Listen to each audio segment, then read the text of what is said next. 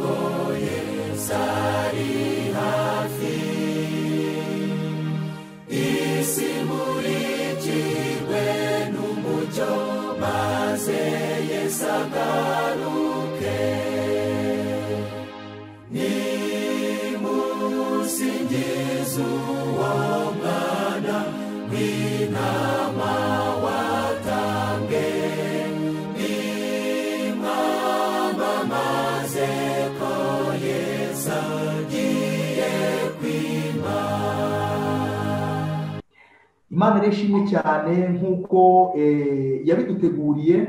Tugiye kumara iminsi twiga igitabo cy'intambara ikomeye, kandi hari impamvu ituma dukwiriye kwiga igitabo cy'intambara ikomeye, nubwo ahari wenda bamwe bashobora kuba baranakize, ndetse wenda natwe nubwo tugiye kongera kukiga ntitwari twese tubura kugisoma, ariko hari impamvu Imana ishobora kuba yuko iki gitabo abantu twongera kukiga, ndetse ndarikira n'umuntu wese ushobora kuzumva iki cyigisho, mu by'ukuri mubwira yuko iki ari igihe cyiza cyo kongera nawe gutekereza neza niba adakwiriye kongera gufata umwanya ngo asubiremo iki gitabo, cyane cyane ko iyo dusomye nk'ijambo ry'Imana, wenda reka nze mbabwire amagambo yagiye avugwa kuri iki gitabo. Ni amagambo adasanzwe agaragaza ko iki gitabo dukwiriye kukiga kandi tukagishyiraho umwete, kuko gihishe amakuru menshi cyane.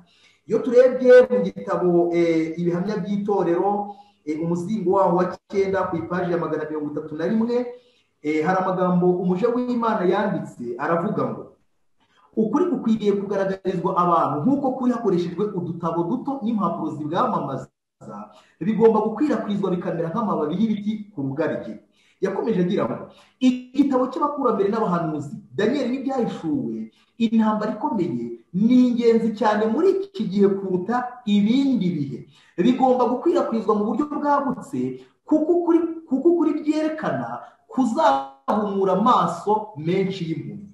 Imana ishimwe cyane yuko umugambi wayo mu gihe dusoma iki gitabo yiteguye kudukuraho igitwikirizo, yiteguye guhumura amaso yacu, kugeza ubwo ibintu abantu benshi cyane batabona duhagazemo twamaze gusohoramo. Twizeye neza ko Imana izatangira kubifutura, izatangira kubitwereka mu buryo abantu badashobora kubibona biturutse mu gusoma iki gitabo. Nicyo Imana itubwiye, kandi iyi ni isezerano ryayo. Niba rero koko tugiye gutangira kugisoma, twizeye ko ari isezerano Imana izaridusohoreza.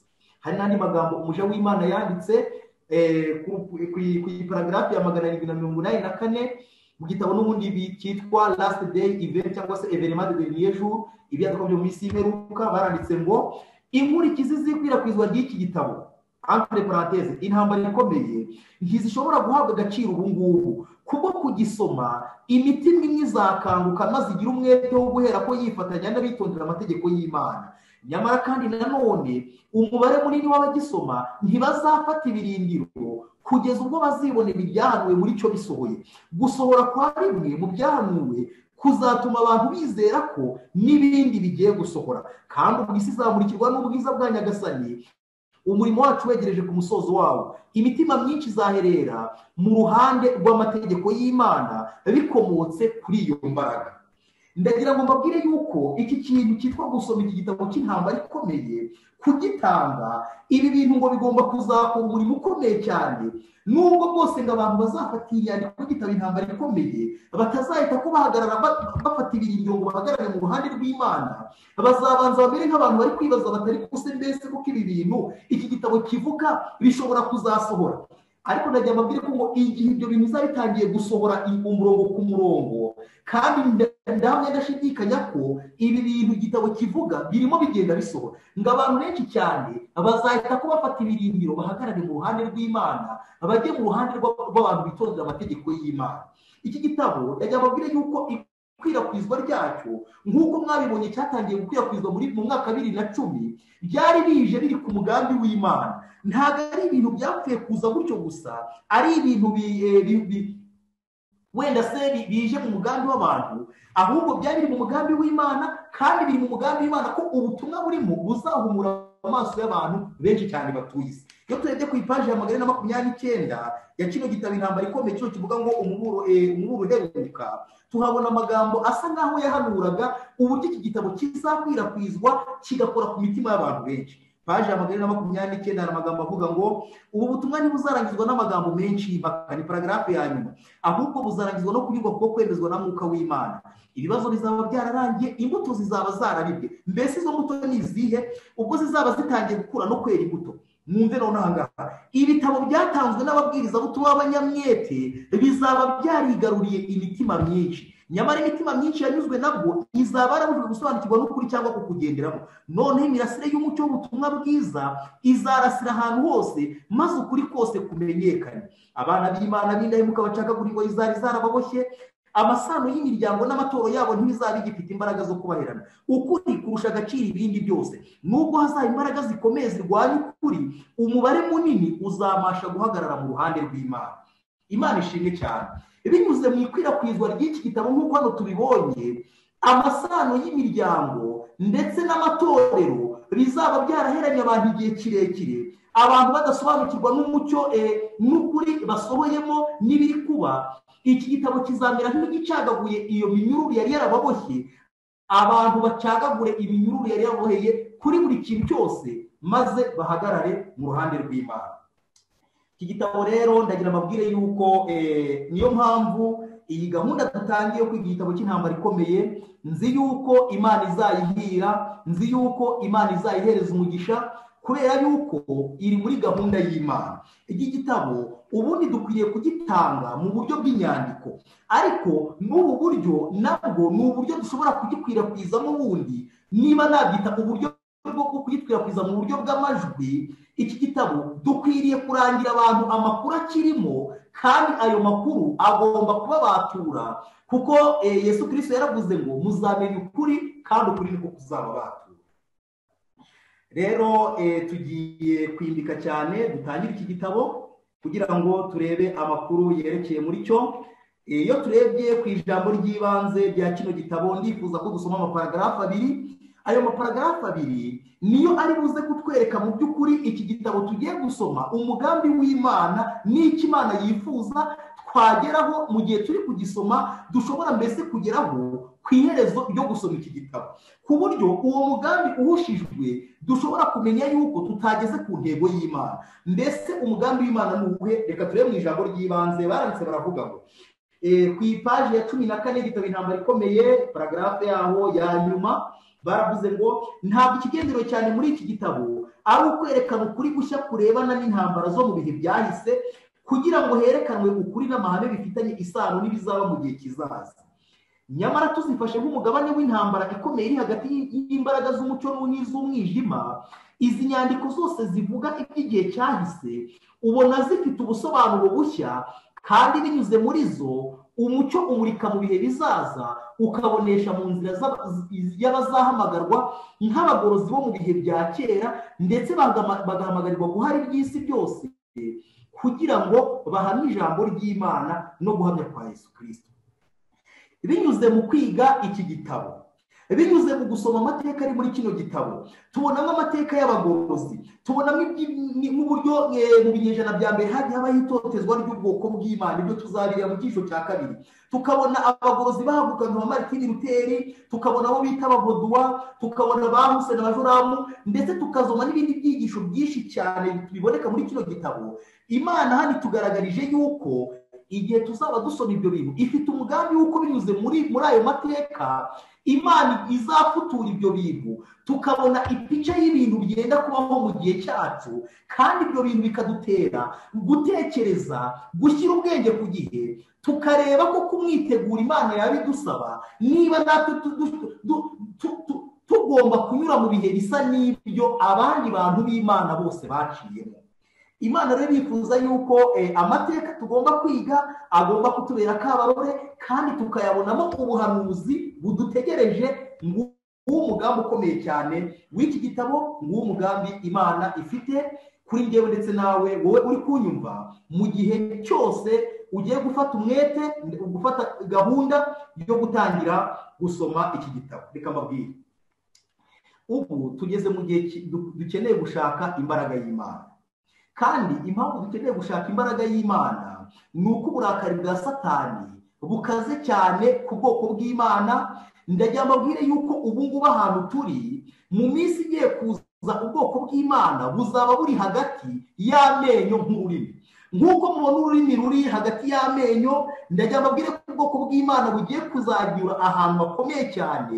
Niyo mpamvu dukwiriye kwegera Imana cyane kandi Uwiteka akatwongerera imbaraga. Nzi yuko abantu benshi cyane hari igihe babivugaho cyangwa se banabitekerezaho, ariko nzi yuko ni abantu bake batekereza ibi bintu nk'uko Imana ibibona. Ndasaba Imana kugira ngo njye nawe Imana itwumvishe ibihe tugiye kujyamo kandi bidutere gufata igihe dushaka Imana.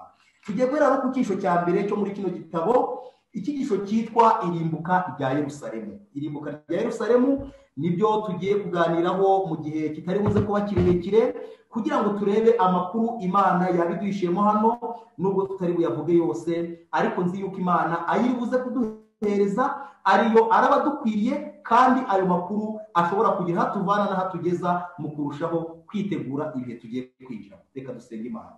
Turagushimye Imana yacu, izina rye rihabwe icyubahiro.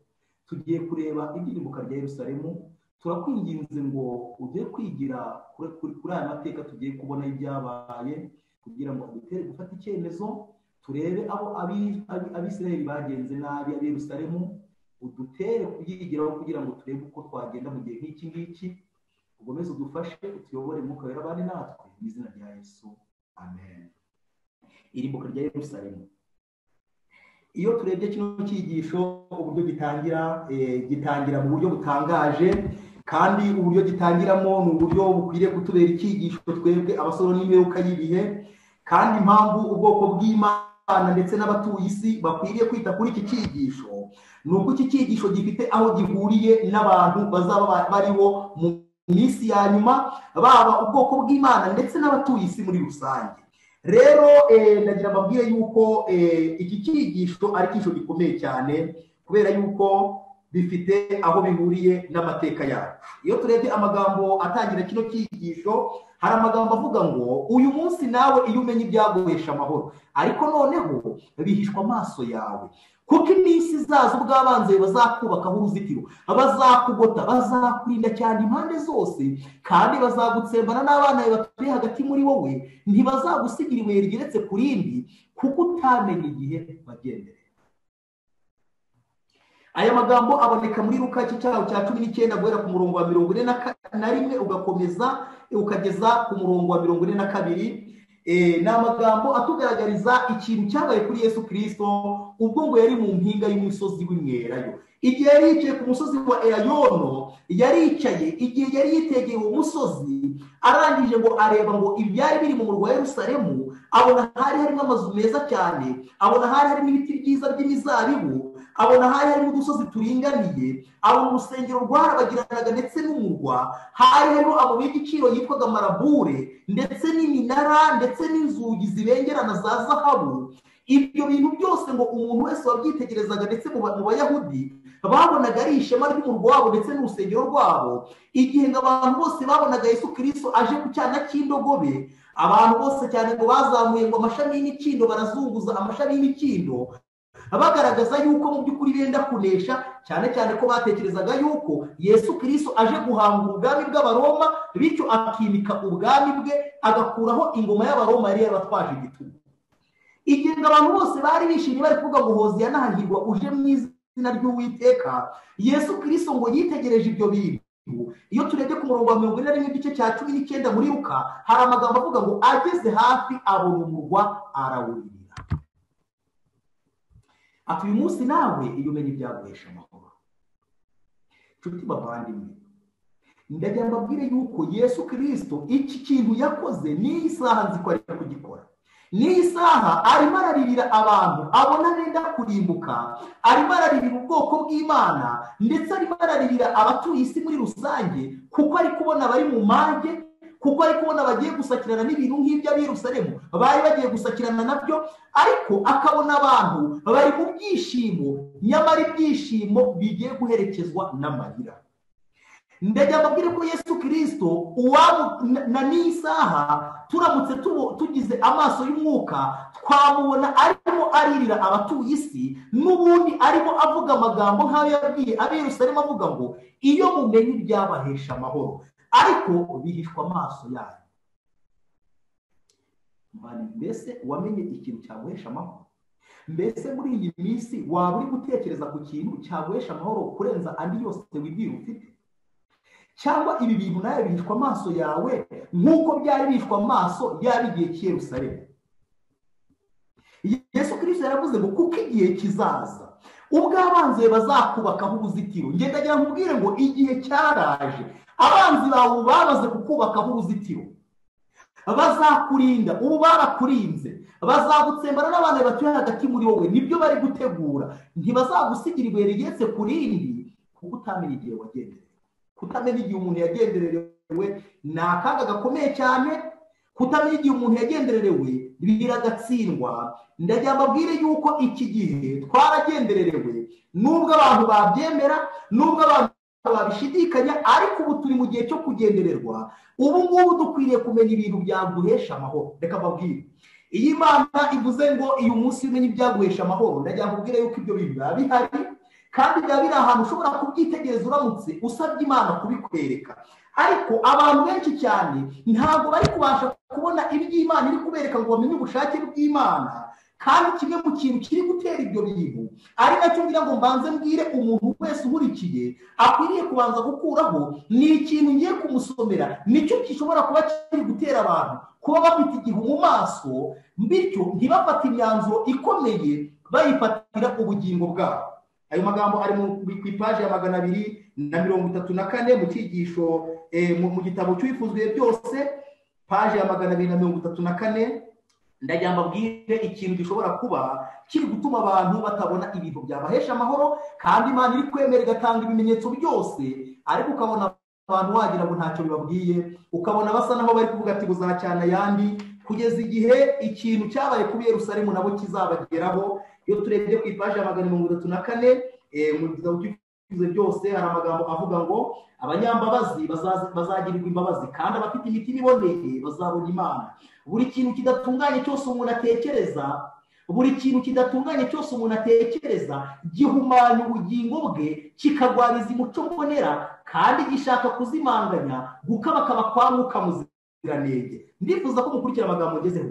Kijimisha amaso y'iby'umwuka kugira ngo abantu bananirwe kwitegereza Imana. Imana ishobora kubabarira, kandi koko ibabarira umunyabyaha wihana, ariko binyuze muri uko kubabarirwa ubugingo bwe buba bwangiritse. Umuntu ushaka kumenya byeruye ukuri kw'iby'umwuka, umuntu ushaka kumenya byeruye ukuri kw'iby'umwuka, akaba ashaka kumva mu by'ukuri ubushake bw'Imana no kumenya imvugo y'Imana, akaba ashaka gusobanukirwa ijambo ry'Imana no guhuza ibimenyetso by'ibiriho kugira ngo avumbure amenye ibiriho n'ibigiye kuba, akwiye kugendera kuri ntame ngiye kubabwira. Umuntu ushaka kumenya byeruye ukuri kw'iby'umwuka agomba kureka byimaze y'amagambo n'intekerezo bitaboneye.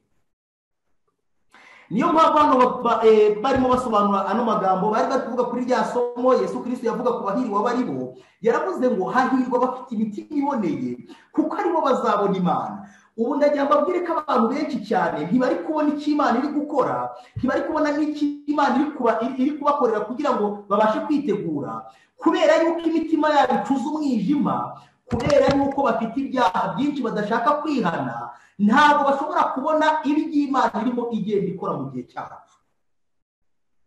Niyo mpamvu ndari ku muntu wese kugira ngo abe mu mwanya mwiza, ku buryo ashobora kumenya ibintu byamuhesha amahoro muri kino gihe turi. Ariko ndagira ngo mubwire ikintu kimwe gikomeye nabonye muri kino cyigisho. Batangiye bavuga ngo ubwo Yesu yari mu mpinga y'umusozi w'imyelayo, intambara ikomeye, paragrafu ya 2.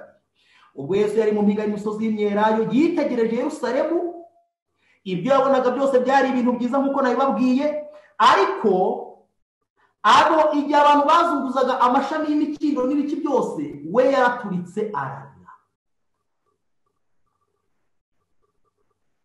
Ndagira mbabwire yuko ibi bintu bifite ikintu bishushanya abantu bashobora kubona akaga katwugarije, bikabatera guturika bakarira, baririra imitima yabo itari yahinduka ikiri mu ibyaha, baririra intege nkeya bagifite na n'isaha tukiri kwibonaho kandi tugiye kwinjira mu bihe bikomeye. Impamvu babwira ko dukwiriye kurira cyane tugatakamba tukajya imbere y'Imana, tugafata amasaha menshi dusenga, dusabira imitima yacu ikirimo ibihumanya byinshi, dusabira imitima yacu igifite ubunyantege nke umva bujagata, kandi tukarira abantu bameze nk'abari mu iroro ry'ibitotsi batazi ikigiye kuba. Impamvu ibyo bintu bikwiriye kutubaho, bikwiriye kuba biturutse ku kintu kimwe gusa ngiye kubabwira, ni uko natwe twaba turi mu mpinga y'umusozi. Ntabwo Yesu Kristo yari hasi munsi y'umusozi, ahubwo baravuze ngo ari mu mpinga y'umusozi. Igihe yari mu mpinga y'umusozi nibwo yitegereje Yerusalemu, abona ibyo abantu bandi bose batabonaga, iby'amaso y'abantu atabonaga mu gihe yari ari mu bitwenge, waraturikaranye. Ndajya mubwire ko umusozi ushushanya amahame. Kugeze wenda hari abantu twigana iki cyigisho, mbabwira uburyo Yesu Kristo igihe yendaga n'ubundi kujya mu bihe bye bidasanzwe bya nyuma, igihe yari gutegura urugendo rwe rwa nyuma rwo kujya Karuvari, n'ubundi ngo yazamukanye n'abigishwa batatu umusozi, uwo bita Petero, Yohana ndetse na Yakobo. Bazamukana umusozi, ageze hejuru y'umusozi arasenga. Umusozi bivuga amahame. Iyo turebye muri Yesaya igice cya 2 tubona amagambo avuga ngo mu minsi y'imperuka umusozi wubatsweho inzu y'Uwiteka uzakomerezwa mu mpinga z'indi misozi. Inzu y'Uwiteka ni itorero ry'Imana, ariko bavuze ngo mu minsi y'imperuka nubwo hazaba hari imisozi myinshi yubatseho ibisa n'inzu z'Uwiteka, ariko umusozi wubatseho inzu y'Uwiteka nyirizina uzakomereza mu mpinga z'indi misozi. Rero inzu y'Uwiteka ni itorero ry'Imana, kandi itorero ry'Imana ryubatse ku mahame y'ijambo ry'Imana. Niyo mpamvu umusozi mu buryo bumwe ushushanya amahame y'ijambo ry'Imana. Niyo mpamvu rero ahangaha igihe hano Yesu Kristo igihe yazamukaga umusozi akanasenga, tubona yuko igihe yazamukaga umusozi agasenga byasoje ahindutse ishusho irabagirana, nabyo byari bifite ikindi kintu bishushanya, ariko umusozi bivuga amahame. Niyo mpamvu abantu bari mu mpinga y'umusozi nibo bantu bonyine bashobora kwitegereza ibintu bigiye kuba, bikabatera kuririra imitima yabo, ndetse bikabatera kuririra abatuye isi, bagakora ikintu cyose gishoboka, bakitanga wese kugira ngo byibura abantu babashe kurokoka guhunga umujinya ugiye uri hafi gutera. Icyo ni ikintu cya mbere gikomeye cyane dukwiriye kwigira muri kino cyigisho. Ariko kandi impamvu mbabwira yuko iki cyigisho gifite aho gihuriye n'ibihe byacu, kandi nkaba ndarikira umuntu wese kucyitaho, nuko nshobora kubasomera amagambo ari ku ipaji ya 20. Hari amagambo avuga ngo Kristo yabonaga Yerusalemu ishushanya isi yinangiriye mu kutizera no mu kwigomeka, yihuta ijya gusakirana n'igihano cy'urubanza iciriweho n'Imana. Amakuba yari ku bwoko bwagomye yashenguraga umutima we, niyo yamuteye uko kurira kurenza urugero atakishwa n'umubabaro. Yerusalemu rero ishushanya isi ya none irimo igenda isatira kurimbuka kwayo, bitewe n'uko imeze nk'isinziriye, bitewe n'uko itabona uburyo umwanzi ari kuyubakaho uruzitiro, ikaba imeze mu byishimo nk'iby'ishyanga ry'Abayuda ryari ririmo, kandi kurimbuka kwari kubegereje. Iyo turebye n'ubundi andi magambo aboneka ku ipaji yawe 30 kuri kino gitabo cy'intambara ikomeye, ndifuza yuko nyabasomera. Baravuze ngo gusenywa kwa Yerusalemu, ni paragrafu yaho ya 3 uvuye hasi. Gusenywa kwa Yerusalemu ni umuburo ukomeye kandi wo kwitonderwa, ugenewe abantu bose bakerensa impano z'ubuntu bw'Imana, kandi banga kwemera kwingingana imbabazi kwayo. Nta gihe higeze hatangwa igihano kiruta icyo cyerekana urwanga Imana yanga icyaha, kandi cyerekana igihano umunyabyaha azahanga nta kabuza. Ubuhanuzi bw'Umukiza bwerekeye urubanza Yerusalemu yakiriwe bugomba kongera gusohozwa. Ibi bintu bigomba kongera kubaho, amateka agomba kwisubira, bugomba kongera gusohozwa mu bundi buryo. Kandi amarorerwa ateye ubwoba yabaye kuri Yerusalemu yerekana gusa ishusho ntoya y'ibyo bindi bizabaho. Isenywa ry'umujyi watoranyijwe n'Imana ritwereka kandi akazagera ku isi yanze kwemera imbabazi z'Imana kandi igasuzugura amategeko yayo.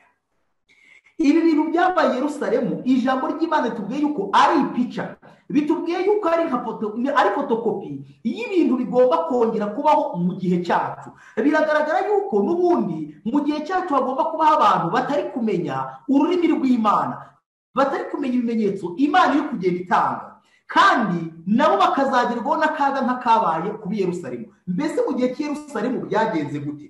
Ubundi iyo turebye mu ijambo ry'Imana tubona yuko Imana igihe yatangiraga yabonaga akaga kendaga kuba kuri Yerusalemu, cyane ko Yesu Kristo we yari abizi, yatanze ibimenyetso. Nicyo kintu cya mbere yabanje gukora. Ikintu cya mbere Yesu Kristo yabanje gukora ni uko yabanje gutanga ibimenyetso bizabanziriza kurimbuka kwa Yerusalemu, kugira ngo abantu nibabona ibyo bimenyetso bazahite ko biyufura bahunge. Ndifuza ko ibyo bimenyetso tubirebaho, noneho turebe no ku bimenyetso turi kubona ubu ngubu, turebe niba natwe Imana hari ikintu yaba iri kutubwira, turebe niba natwe byadutera guhunga, cyangwa se niba natwe tuzaguma mu iruru ry'ibitotsi ngo akaga kageze ku Yerusalemu aba ariko kazadusakiza. Ariko mfite agahinda gakomeye cyane kuko iyo nsomye amagambo hano, hari amagambo nsoma bikanyereka neza yuko nk'uko mu gihe cya Yerusalemu n'ubundi abantu bake cyane aribo babonye bitaye ku muburo bakabona ibimenyetso bagahunga, abandi benshi cyane bakavuga ko ibyo bintu ari iterabwoba ndetse bakigumira mu murwa. Mbona neza yuko n'ubundi aya magambo anyereka ko ibyo bintu ariko bizongera kuba. Ariko nkaba nshaka kubwira umuntu wese uteze amatwi iki cyigisho ngo niba bishoboka ahungi agiyufure, arebe uburyo yakiza ubugingo bwe hakiri kare. Ayo magambo aravuga ngo, ni ku iparagrafe ya nyuma paje ya 31, hari amagambo avuga ngo ntabwo abatuye isi biteguye kwemera ubutumwa bugenewe igihe cya none kurusha uko abayuda bari biteguye kwemera kwakira umuburo w'umukiza warebanaga n'isenywa rya Yerusalemu. Igihe uzazira cyose uwo munsi w'Imana uzatungura abanyabyaha. Mu gihe ubuzima bw'abantu bugenda nk'uko bisanzwe, mu gihe abantu bazaba batwawe n'ibibanezeza, bahugiye mu bibazanira inyungu z'isi, bahugiye mu bucuruzi no gushaka amafaranga, mu gihe abayobozi mu by'idini bazaba barata gusa amajyambere n'ubwenge bw'isi bagezeho, abantu nabo bakihenda ko bafite umutekano, icyo gihe nibwo kurimbuka gutunguranye kuzabwira abo bose bazaba badamaraye n'abanyabyaha, nk'uko umujura aza mu gicuku akiba mu nzu itarinzwe, kandi ntibazabasha kubikira na hato. Aya magambo aratubwiye ngo ntabwo abantu bo muri iki gihe bafite umwiteguro urenze uw'abayuda bari bafite. Mu yandi magambo, ugereranyije uburyo abantu b'iki gihe bo mu isi ya none bameze, ukabigeranya n'abo mu gihe cy'Yerusalemu, wabona yuko abo mu gihe cy'Yerusalemu ahubwo aribo bageragezaga ugereranyije n'ab'iki gihe. Mbese mu by'ukuri ibi bintu bikwiriye gutuma dukanguka? Mbese mu by'ukuri ibintu bikwiriye gutuma twita ku bimenyetso by'ibintu biri kuba, kugira ngo turebe icyo Imana yari iri kutubwira, hato tutazagera mu kaga nk'ako aba bantu bagezemo.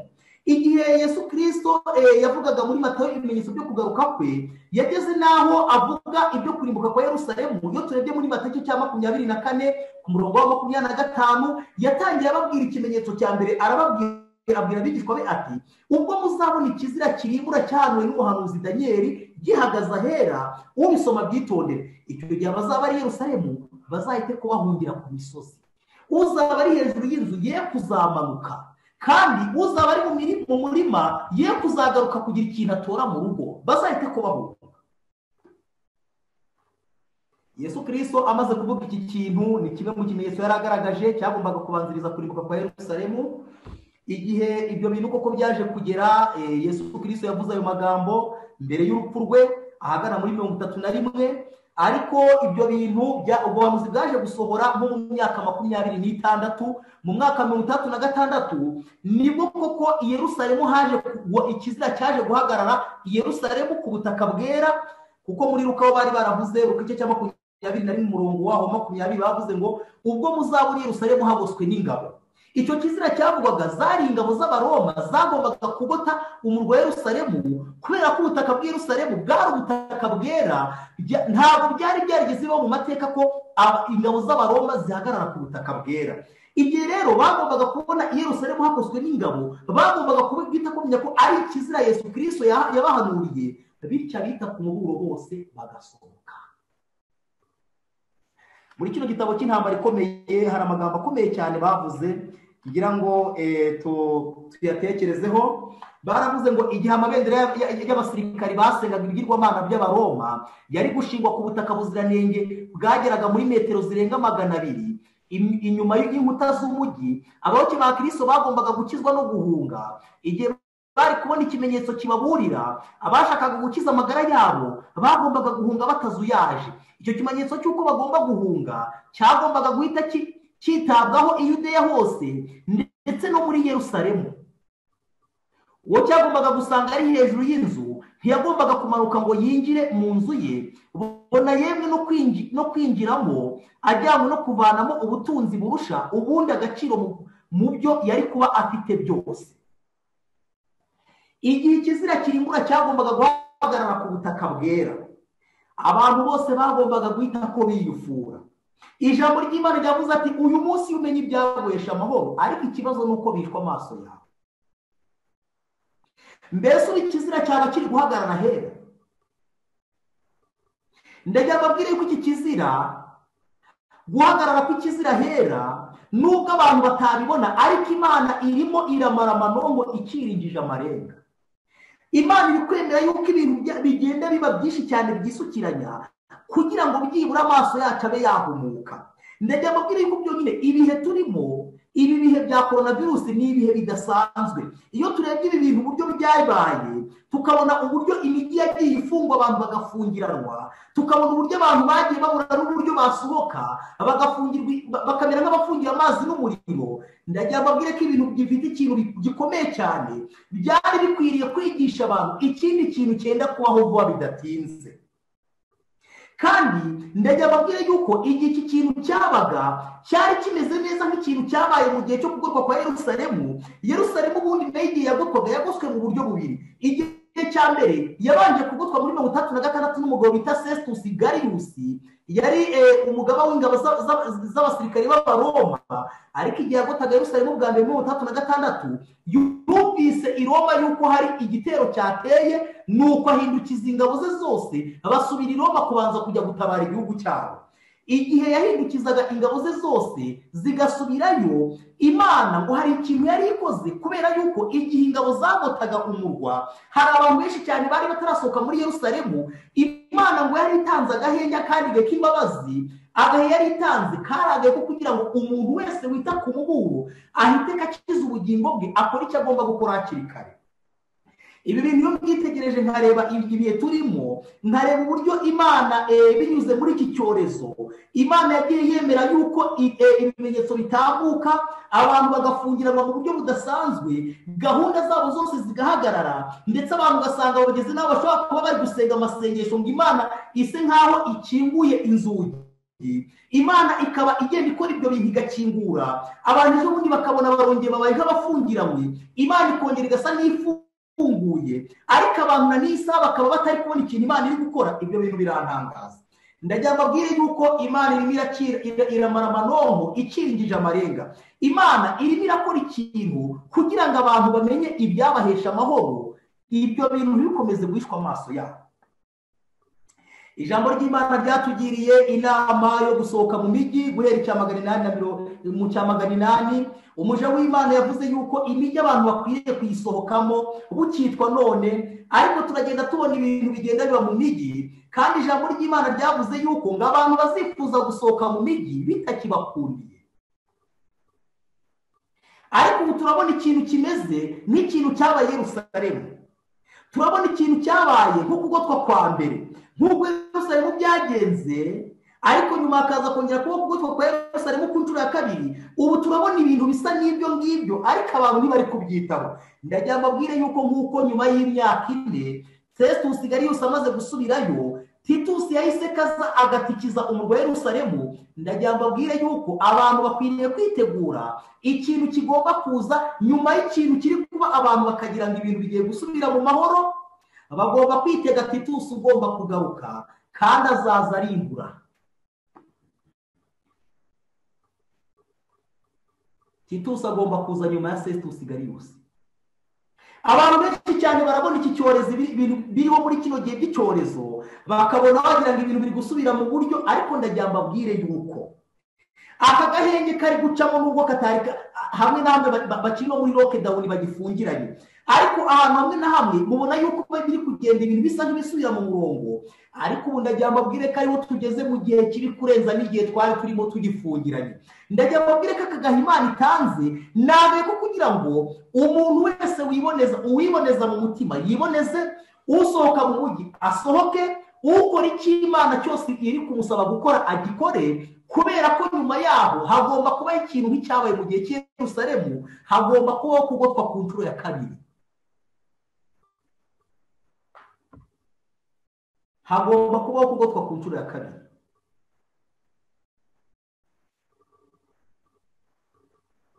Iyo ndebye ibimenyetso Imana yatanze, Imana bwa mbere yababwiye ko ikizira cy'umurimbuzi kizahagarara ku butaka bwera, ariko ubu ngubu ibi bintu birantangaza iyo tutabibona. Ndagira mbabwire ko na mbere y'uko twinjira muri kino cyorezo cya coronavirusi, hari ibimenyetso byinshi cyane bigaragaza yuko ikizira kirimo kigenda gihagarara hera. Wajyaga kubona ukabona nk'abantu bo mu buyobozi bwa leta, gahunda za leta zaje zinjiye muri gahunda z'itorero, ukajya kubona ukabona gahunda runaka ziraje, abantu binjiye mu rusengero ngo barimo barashyigikira gahunda za leta, ariko ibyo bintu bikabera mu rusengero. Kandi ijambo ry'Imana ritubuza ko hari aho gahunda za leta zahurira n'iz'itorero ngo bifatane. Ariko ndagira mbabwire yuko ku muntu wese wari ufite amaso yagiye yibonera uburyo ikizira cyagiye gihagarara hera kandi mu buryo budasanzwe, ariko nyuma y'uko ibyo bintu byose byagiye bibaho, duhita ko duhura n'iki cyorezo, kandi nacyo gifite ibyo gihatse bikomeye cyane, kandi ibintu biri kugenda bibaho bifitanye isano neza n'ipica y'ibyabaye kuri Yerusalemu. Iki kintu cyitwa gufunga hakongera hagafungurwa, ukabona abantu bararekuwe mu kanya. Ndagira mbabwire ko izo ari imbabazi z'Imana. Imana irimo icira abantu amarenga. Nyamara ikintu gitangaje, turimo turabona abantu biruka ku ngabo z'Abaroma, turimo turabona abantu bazikubita amacumu n'igenda, ngo igihe ingabo z'Abaroma ngo zahindukiraga Imana itanze agahenge kugira ngo abiyufura bahite ko biyufura basohoke, ngo Abayuda ngo barirase cyane baravuga ngo Imana rwose iradutabaye, ubu tugiye kongera tubaho tunezerwe. Iki kintu nicyo ndi kubona n'ubu ngubu abantu benshi cyane bazinga ibintu ngo bizasubira kuri gahunda. Ndagira ngo mbacege cyane, ndagira mbabwire ko ibintu bitazongera kugaruka ku murongo wabyo. Ndagira mbabwire ko ubu tugomba gukomeza, ibintu bigomba kugenda bisimburana, ishyano rigasimburwa n'irindi. Ibi bintu ngomba kubikubwira, nubwo ushobora kubishidikanya ukavuga ati ahari wenda si ibintu ari kuvuga ari gukabya, ariko wowe akagaye k'agahenge kari kukujijisha, nikanakujijisha ntabwo uzatinda kubona yuko ibintu bizatungurana cyane, kandi bizatungurana nk'uko Titusi yatunguye ab'i Yerusalemu.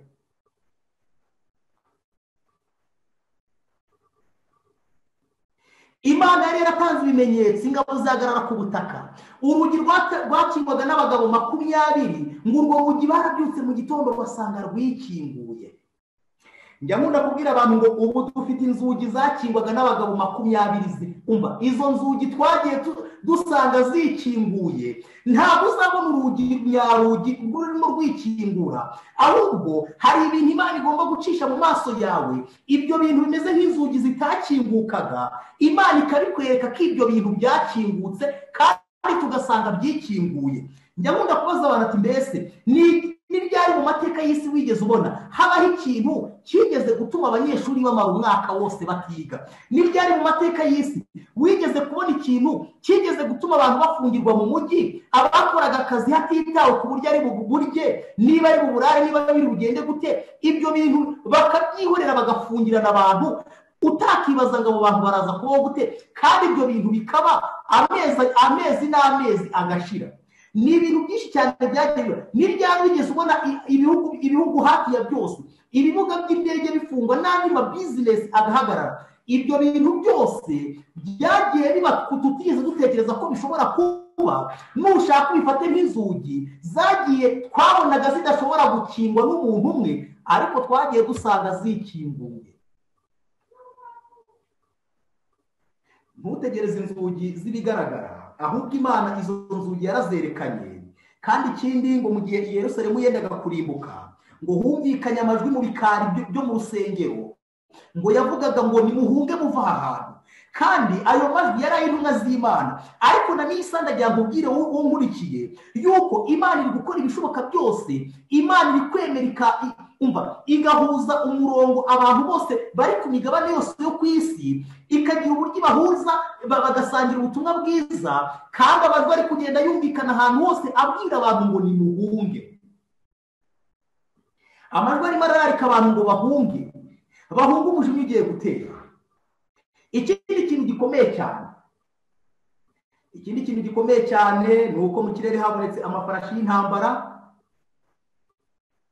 kandi ibyo bintu byose ndagira mbabwire yuko bisa neza n'ibintu natwe turimo tugenda tubona, nubwo tudashobora kubibona neza nk'uko byagenze, ariko Imana niduha amaso y'umwuka turabona yuko ipica y'ibyabayeho ariyo n'uyu munsi biri kugira gute, n'uyu munsi nibyo dufite. Niyo mpamvu nshuti muvandimwe ngira ngo nkubwire rwose kandi nkwinginga cyane kugira ngo icyigisho Yerusalemu, imuka rya Yerusalemu ryigisha umuntu wese agifate nk'icyigisho gikomeye, kugira ngo igihe turimo, kugira ngo igihe dusohoyemo kidutere gufata ibyemezo bidasanzwe. Nk'uko ari Yerusalemu igihe babonaga ikizira kigose Yerusalemu gihagaze ku butaka bwa Yerusalemu, bagombaga guhunga batazuyaje. Ubu natwe turasabwa guhunga tutazuyaje. Niba ingabo z'Abaroma zaragombaga gushyira ikirenge ku butaka, ikizira cyashyira ikirenge ku butaka bwera,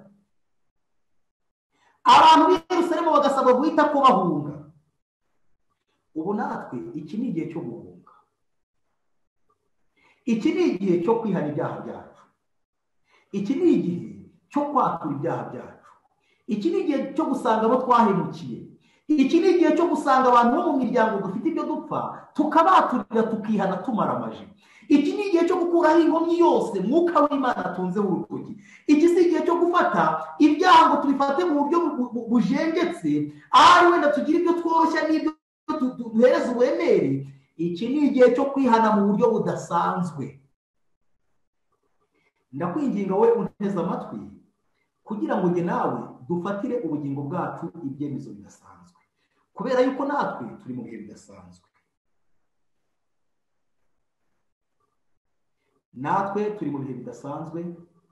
Niyo mpamvu nkwinginga cyane kugira ngo iki cyigisho, ubwo turimo mu by'ukuri tureba ibyabaye kuri Yerusalemu, ubwo turimo twiga icyiciro cy'intambara ikomeye kivuga iby'imuka rya Yerusalemu, natwe tugire ikintu tubyigiraho, cyane cyane ko ntabwo amagambo yose twayasomye, ariko iyo ugiye kureba ubona yuko ibintu byose byagiye biba, ibi bintu byose bifitanye isano n'ibintu bigiye kuba mu gihe cyacu. Kandi mwibuke yuko igihe Yesu Kristo yari ari ku mpinga y'umusozi mwerayo, igihe yitegereza ibya Yerusalemu agaturika akarira, mwibuke yuko ibi bintu byabaye mu cyumweru cye cya nyuma giheruka amateka ye hano kuri iyi si, kubera yuko igihe yaturikaga akarira hari dimanche yabanzirizaga icyumweru cya nyuma cy'urugendo rwe hano kuri iyi si, kubera ko icyo gihe ku cyumweru nibwo yaje ku cyana cy'indogobe. Igihe yazaga ku cyana cy'indogobe nibwo abantu bose bateye amajwi yabo hejuru bavuga ngo ati hoziyana hoziyana, hahirwa uje mu izina ry'Uwiteka. Ariko ngo igihe abigishwa ba Yesu Kristo basakuzaga bavuga ngo hahirwa mu izina ry'Uwiteka hoziyana mwene Dawidi, abafarisayo n'abatambyi ngo bahise ko basakuriza icyarimwe, bose baravuga ngo bwira abigishwa bawe baceceke.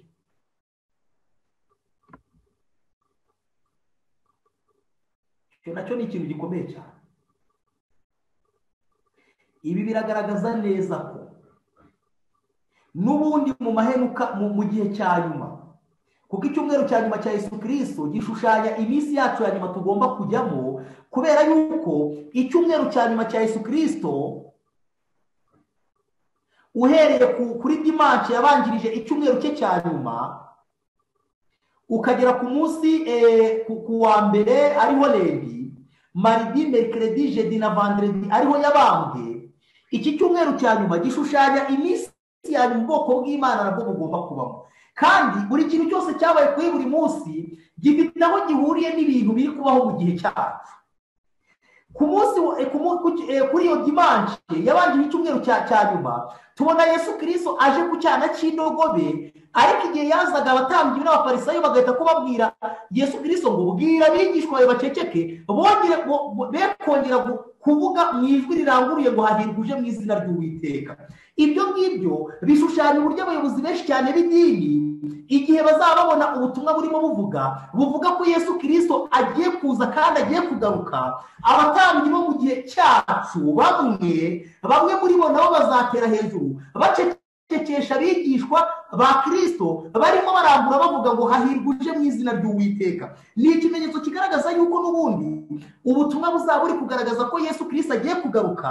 Hari abantu ndetse b'abayobozi mu by'iyobokamana bazashaka kubwitambika imbere, uretse yuko Yesu Kristo yahise akababwira amagambo kuri iyo dimanche, arababwira ngo aba ngaba niyo baceceka n'amabuye yagira gute, n'amabuye yavuga. Ku munsi rero umunsi wakurikiye dimanche tubona yuko Yesu Kristo ariho yavumye igiti cy'umutini, kandi maridi yakurikiyeho nibwo Yesu Kristo yirukanye abantu baguriraga mu rusengero, arabirukana igihe yasangaga bagurira mu rusengero. Mercredi nibwo Yesu Kristo yiriwe mu minsi y'Impakwerere mu gitondo bamutega imitego, biza gusoza avuze ngo aribwo acyashye abanditsi n'abafarisayo avuga ngo muzabona ishyano banditsi n'abafarisayo mwandyarya mwe, ababwira ibintu byinshi cyane, ariko biza gusoza babwira amagambo akomeye cyane avuga ngo dore inzu yanyu mw'isigi wari iki, ari ubusa.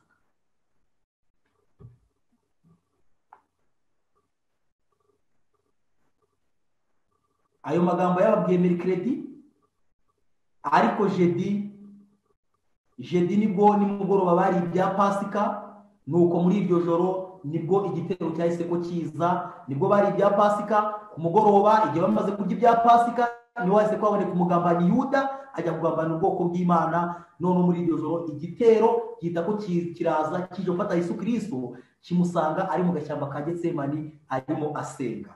Natwe rero ni ikintu gikomeye cyane, bitwereka ibihe tugomba kunyuramo. Icyumweru cya nyuma cya Kristo ishushanya ibihe tugomba kunyuramo, cyane cyane ko natwe mu gihe mu by'ukuri tuzaba twegereje iteko ry'icyumweru, muri twebwe hagomba kubonekamo abagambanyi, kubera yuko ijambo ry'Imana rivuga ngo ubwo umugaru uteye ubwoba uzaba wegereje.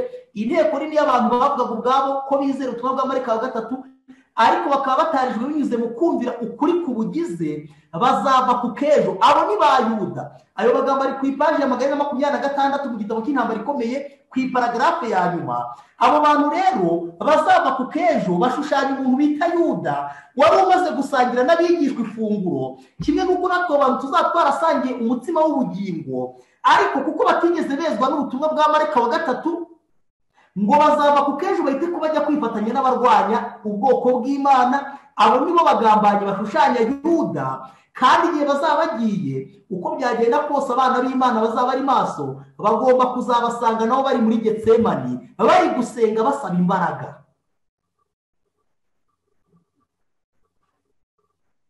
Nshuti muvandimwe rero, reka dusoze iki cyiciro cyacu, ariko ngira ngo mubwire yuko kimwe mu kintu dukwiriye kwiga kandi dukwiriye gukura muri kino cyigisho nuko uyu munsi dukwiriye kumenya ibyaduhesha amahoro, kubera yuko umwanzi yatwubatseho uruzitiro, kandi Imana yaratugendereye. Imana iri kutwereka ibimenyetso hafi ya byose.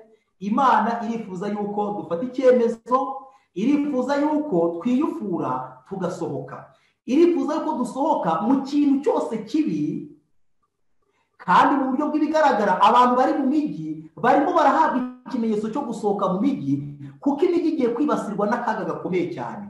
Kandi mu buryo bwa buri muntu ku giti cye, umuntu ku giti cye araburirwa gusohoka mu kintu cyose kibi kimwizingiyeho, akihana amaramaje. Ndakwifuriza we wateze amatwi iki cyigisho, ndetse n'undi muntu wese uzacyumva, kugira ngo ubwo tubonye yuko mu by'ukuri twagenderewe, kandi yuko bimwe mu bimenyetso byabaye mu gihe cy'ab'i Yerusalemu natwe na n'iyi saha ari byo bintu duhagazemo, Imana ifashe kandi nawe igufashe kugira ngo turusheho kugira umwiteguro ukwiriye, kandi ubwo ibimenyetso birimo bitambuka, Imana iduhe kugira amaso y'umwuka abasha kwitegereza, kandi tubashe gufatira ibyemezo ubugingo bwacu. ibyo ni byo nagusabira ndetse nanjye byisabira muri kano kanya mu izina rya Yesu, amen. Kadusenga Imana. Turagushimiye Imana yacu, izina ryawe rihabwe icyubahiro.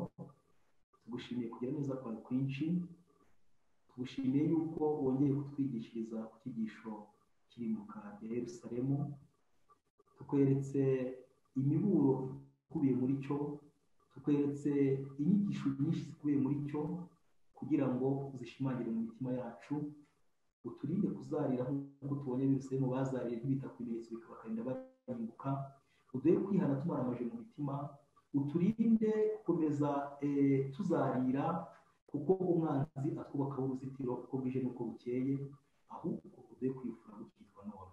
Reka uturinde gushukwa n'agahenge turi kubona gasa n'akariho muri iyi minsi, kameze nk'agahenge wacishijemo ubwo Festus Garusi yasubiraga i Roma, maze abayuda bakishima bavuga yuko ubwo ibintu bisubiye mu murongo, nyamara ari igihe wabuhaye cyo guhita ko biyufura.